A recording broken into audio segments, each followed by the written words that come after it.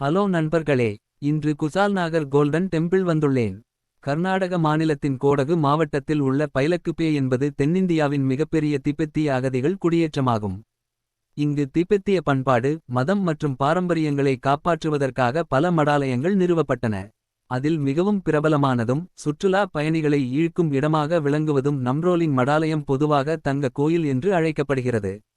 திபெத்தியர்களின் ஆன்மீக தலைவரான 14ஆம் தலாய் லாமா அவர்களின் ஆசீர்வாதத்துடன் 1963ஆம் ஆண்டு பெனோர் ரின்போச்சே அவர்கள் இந்த மடாலயத்தை நிறுவினார். ஆரம்பத்தில் இது சின்ன கூடாரங்களாக இருந்தாலும் பிறகு ஆயிரக்கணக்கான திபெத்தியர்கள் குடியேறியதால் பெரிய மடமாக வளர்ச்சி பெற்றது. 1999ஆம் ஆண்டு மிக அழகாக கட்டப்பட்ட தங்க கோயில் திறந்து வைக்கப்பட்டது. இங்கு 3 பெரும் புத்தர் சிலைகள் உள்ளன: புத்தர் சாக்கியமுனி, பத்மசம்பவா மற்றும் அமிதாயுஸ்.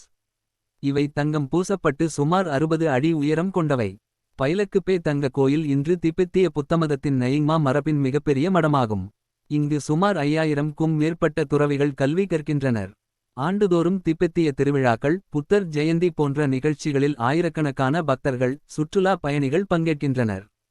அழகிய திபெத்திய கலை, சிற்பங்கள், வண்ணமயமான ஓவியங்கள் இந்த கோயிலை பார்வையிடுபவர்களை கவர்கின்றன. வலது நோக்கி காட்டும் விரல் மொத்தத்தில் பைலக்குப்பே தங்க கோயில் என்பது புத்தமத ஆன்மீகத்தையும் திபெத்தியர்களின் பண்பாட்டையும் பாதுகாத்து வரும் ஒரு முக்கிய புண்ணிய தலம் ஆகும்.